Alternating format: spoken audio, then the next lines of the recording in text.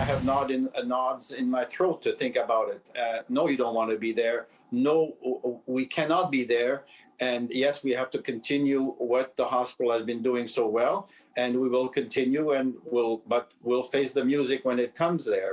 Hospitals across Quebec are preparing for the worst, a possible bigger surge in COVID patients that could overwhelm the system and force them to use a life or death protocol as a way to evaluate the survivability of each patient when they're strapped for resources. That's why the government is doing what it's doing with the curfew, and it's really to decrease the number of patients being admitted and the pressure on the healthcare system, because there'll come a time where we won't be able to. On Friday, Quebec saw a slight decrease in hospitalizations, bringing the total to just under 1,500, but ICU numbers at a pandemic high of 231 patients. Hospitals in Montreal have found ways to transfer patients and add 43 ICU beds and over 300 beds for non-COVID patients. The province not quite ready to implement the critical care prioritization protocol. The Ministry of Health is looking at the capacity of the whole province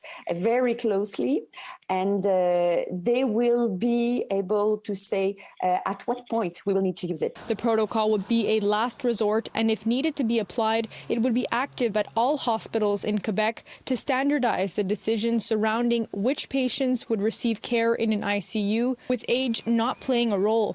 Someone who is 30 can be very sick because he has a chronic disease, he has a lot of comorbidities. It may imply that this person will not have a good chance of survival. And a person of, let's say, 60 can be very healthy, no comorbidities, and a very high chance of survival if that person goes to the ICU. So this person will prioritize. But it won't be doctors in the ICU making these critical decisions. There will be a trio of people that will make the decision, and those people, they will be independent of the care of the patient, so that the burden is not on the physician's shoulder, but on this trio, this prioritizing committee or trio that will be able to see the big picture. I've been doing ICU for long enough that I face the situation on a day-to-day. The pandemic has made the problem more acute, and the resources more limited.